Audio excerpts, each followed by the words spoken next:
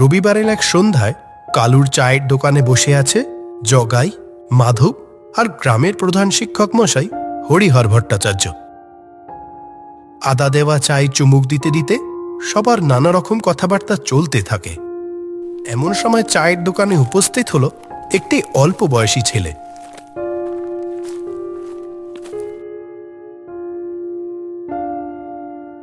জেঠু, কেমন আছো তুমি?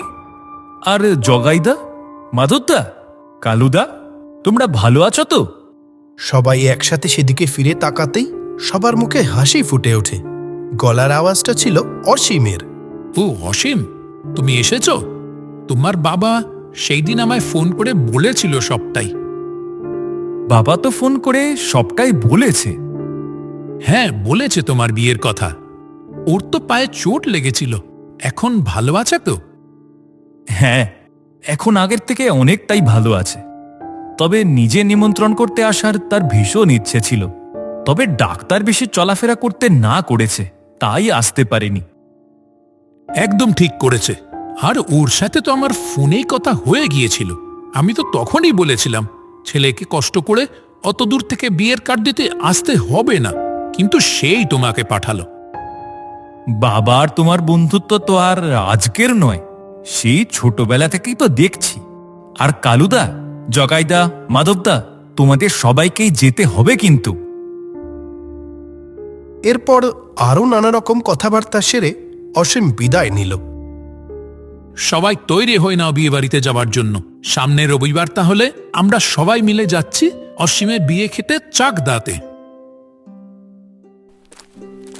দেখতে দেখতে রবিবারও চলে এলো।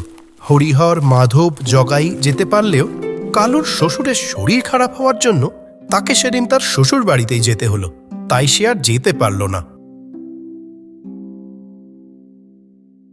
কাশিমগঞ্জ থেকে বাসে করে হরিহর, মাধব আর জগাই যখন চাকদহে এসে পৌঁছালো ততক্ষণে বিকেল হয়ে গেছে।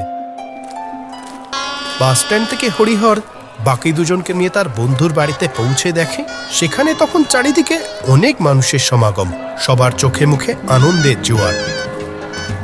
হরিহরকে দেখেই তার বন্ধু নিমাই ঘোরাতে ঘোরাতে এসে তাকে জড়িয়ে ধরতে যায়। আরে আরে বন্ধু, কি করছিস? এমনিতে তোর পাটা এখনো তো পুরোপুরি ঠিক হয়নি। তুই যে এসেছিস, তোমরাও এসেছো, দেখে আমার সত্যি খুব ভালো লাগছে। আমি তো তোমাদের ওখানে নিমন্ত্রণ করতেও যেতে পারলাম না। ওসব আজকালকার দিনে কেউ ধরে নাকি? তুই যদি ছেলেকে নিমন্ত্রণ করতে নাও পাঠাতিস তাও আমি আসতাম। তোর সাথে কি আমার অমন সম্পর্ক নাকি?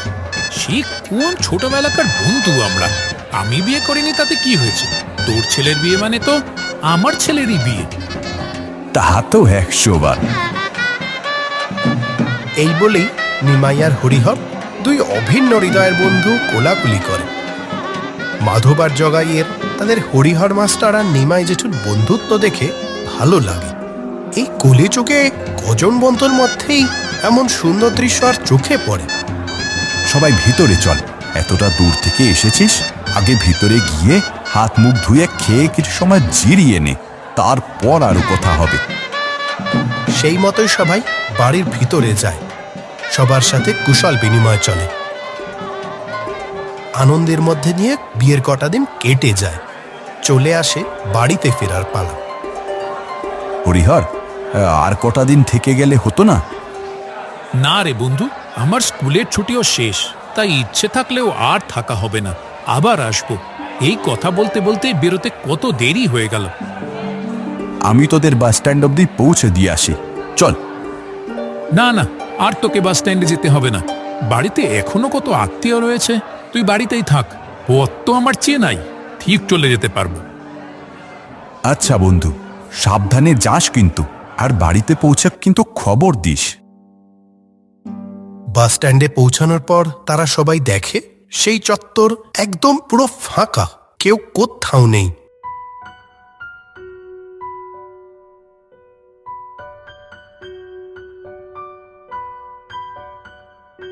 ও দাদা, দাদা বলছি যে এই কাশিমপুর যাওয়ার বাসটা। কাশিমপুর যাবেন? তা কাশিমপুরের বাস তো এই একটু আগেই বেরিয়ে গেল। ওইখানে যাওয়ার জন্য আর তো কোনো বাস আজ নেই। মাস্টার মশাই, এ তো মহা মুশকিল হলো। এবার তাহলে উপায়? তবে আপনারা এক কাজ করতে পারেন, এই পাশের পথটা ধরে সোজা চলে যান, তাহলে আপনারা নদীর ঘাটে পৌঁছে যাবেন। সেখান থেকে নদী পেরলেই তো নকশির ঘাট, সেখান থেকে তো কাশিমপুরে যাওয়ার অনেক বাস পেয়ে যাবেন। আচ্ছা আচ্ছা, অনেক ধন্যবাদ দাদা। চলো চলো, তাড়াতাড়ি পা চালাই, নয়তো এরপর ঘাটে গিয়ে মাঝিরও দেখা পাওয়া যাবে না। লোকটাকে ধন্যবাদ জানিয়ে হরিহর, মাধব আর জগাই সেই পথে রওনা দেয়। নদীর ঘাট বেশি দূরে নয়, খুব একটা বেশি সময় লাগলো না। সেখানে পৌঁছেও তারা দেখে সেখানেও কোনো নৌকা নেই, নদী ঘাট পুরো শুনশান। ও মাস্টার মশাই, এইখানে তো কোনো নৌকাও নেই, এবার কি করব আমরা? এ তো বড় বিপদে পড়া গেল, কি করি? আরে ওই তো ওদিকে একটা নৌকা চলে যাচ্ছে, ওটাকে কিছুতেই ছাড়া যাবে না। হ্যাঁ হ্যাঁ, তাই তো। ও মাঝরি ভাই, শুনতে পাচ্ছ? এদিকে আসো, আমরা ওপারে যাব। হরিহরের ডাক শুনে মাঝিটি নৌকা দাঁড় টানা থামিয়ে ফিরে তাকালো। মাঝির চুল উস্কো খুস্কো, পরনে পুরানো একটা ধুতি। মানুষটির চোখ দুটি যেন অনবরত কাউকে খুঁজছে, চোখের মণি দুটি স্থির নয়।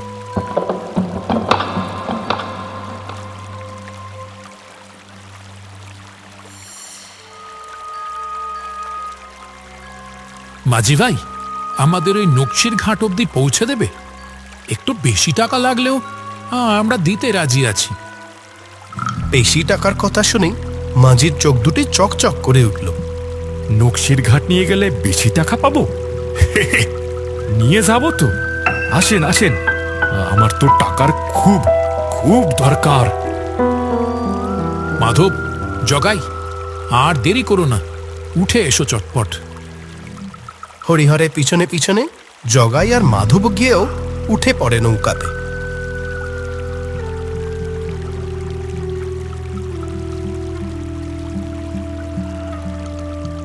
নৌকা কিছু দূর ভেসে যেতেই জগাই একটা প্রশ্ন জিজ্ঞাসা করে।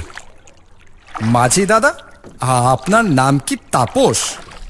ঠিক, আপনি কি করে জানলে? আমার নামই তাপস। জানেন, আমাকে না সবাই বলে যে আমি নাকি পাগলা। আপনারাই বলুন, আমাকে দেখে কি আপনাদের পাগল মনে হচ্ছে? মাধব, জগাই আর হরিহর একে অপরের মুখের দিকে চাইল। না না, কই, তুমি তো একদম ঠিক আছো। তা তোমার বাড়ি কোথায়? আমার বাড়ি ও তো কাশি। আপনারা জানেন, আমার মেয়েটার না খুব শরীর খারাপ। ডাক্তারবাবু বলেছে যে ও আর নাকি বেশি দিন বাঁচবে না। তবে আমিও ঠিক করেছি, ওকে আমি কোথাও যেতে দেব না, ও আমার কাছেই থাকবে। তোমার মেয়ের কি রোগ হয়েছে? তাপস যেন হরিহরের কথাগুলো শুনতেই পেল না, তখনও সে সেই একই কথা বলে চলেছে। আমি আমার মেয়ের কিচ্ছুটি হতে দেব না, কিচ্ছু না, ওর কিছুই হতে পারে না।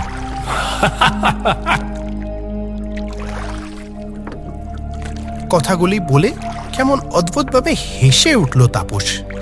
তাপসের যে মানসিক ভারসাম্য বেশ ভালোভাবেই লোপ পেয়েছে তা আর বাকি তিনজনের বুঝতে বিন্দুমাত্র অসুবিধা রইল না।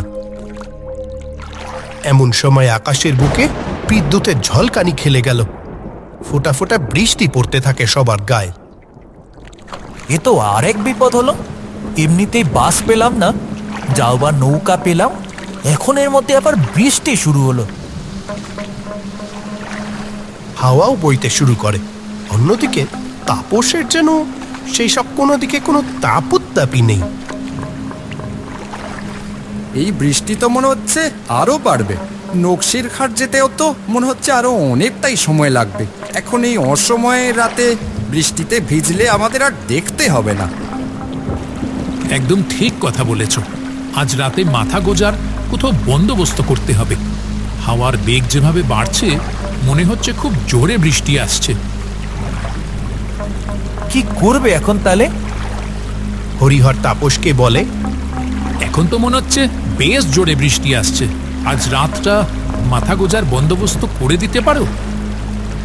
তাপস বোকার মতো বাকি তিনজনের দিকে কিছু সময় চেয়ে মাথা চুলকে বলে, আমার বাড়ি কিছু দূরে, আজ রাতটা থাকবেন ওইখানে? তাপসের মুখ থেকে এমন একটা কথা তিনজনের কেউই যেন আশা করতে পারেনি। তোমার বাড়িতে থাকলে তোমার কোনো সমস্যা হবে না তো? কি সমস্যা হবে? আমার মেয়ে আপনাদের দেখলে খুশিই হবে। ও মানুষ খুব ভালোবাসে, জানেন, ও সারা দুনিয়া আমার আর কেউ নেই। কেন, আপনার বউ? ও হারিয়ে গেছে। চোখের কোণটা জলে চিকচিক করে উঠল তাপসের। আচ্ছা তাপস, তাহলে তোমাদের বাড়িতেই চলো, তোমার মেয়ের সাথে আমাদেরও একবার দেখা হয়ে যাবে। বেশ খুশি মনেই তাপস নৌকা বাইতে শুরু করলো। তখন বৃষ্টির বেগ আরো কিছুটা বেড়েছে। কিছু সময়ের মধ্যেই তাপসের নৌকা একটা ভাঙা নদী ঘাটের কাছে এসে ভিড়ল। অন্ধকারে মাখা পথ, এইদিকে মানুষ চলাচল যে একদমই কম তা দেখলেই বোঝা যায়। তাপস সবার আগে আগে, আর হরিহর, মাধব, জগাই তার পিছনে পিছনে চলেছে। ফিসফিস করে জগাই বলে, মাস্টার মশাই, এইদিকে কি বাড়িঘর থাকতে পারে বলে মনে হচ্ছে আপনার? এই লোকটার মানসিক অবস্থাও ঠিক নয়। আমি কিছু সময় কথা বলে যতটা বুঝেছি, আর যাই হোক, এই মানুষটি তার মেয়েকে ভীষণ ভালোবাসে, তা নিয়ে কোনো সন্দেহ নেই। গিয়ে দেখি না মেয়েটার কি অবস্থা। হয়তো টাকার অভাবে চিকিৎসা করাতে পারছে না, যদি কিছু সাহায্য করতে পারি। আপনি দেখলে তো সাহায্য করবেনই। আমাদের কাশিমগঞ্জের কত মানুষকেই তো আপনি নিঃশব্দে সাহায্য করে চলেছেন। তত সময় তাপস একটি অন্ধকারে ঘেরা জরাজীর্ণ বাড়ির কাছে এসে থেমেছে। এই তো আমার বাড়ি চলে এসেছে। এই অন্ধকার একটা ঘরে একটি মেয়ে একা আছে কি করে, এই ভাবনায় হরিহর, জগাই আর মাধবের মনে চলতে থাকে। এই বাড়িতে আদৌ কেউ আছে তো? হরিহর কিছু একটা বলতেই যাচ্ছিল, তখনই তাপস বলে, আসেন আসেন।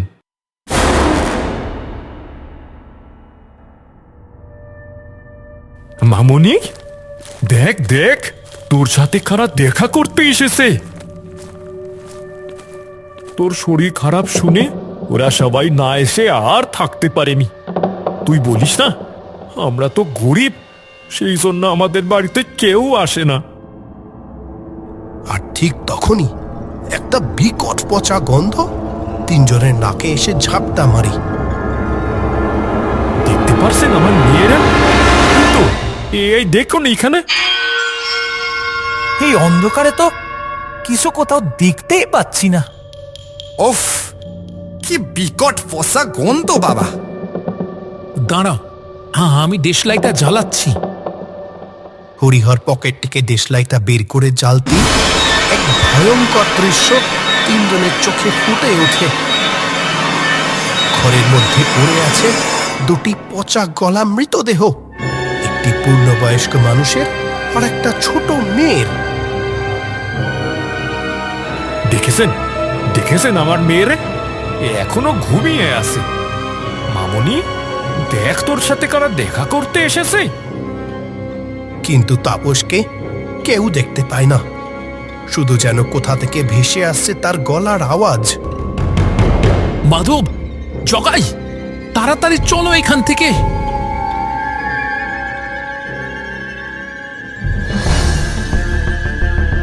ঘরের বাইরে বেরিয়ে তারা ছুটতে শুরু করে নদীর দিকে। আমার মেয়ের সাথে দেখা করে যাও, চলে যাবেন না। পিছন থেকে যেন ভেসে আসছে সেই তাপসেরই গলা। দৌড়াতে দৌড়াতে এসে তারা উপস্থিত হয় সেই নদীর ঘাটে। কিন্তু সেখানে দৃশ্য দেখে ভয় তাদের শরীরের রক্ত হিম হয়ে যায়। আপনাদের বললাম না আমার মেয়ের সাথে দেখা করে যান। মামনি, এই দেখ, ওরা তোকে দেখতে এসেছে।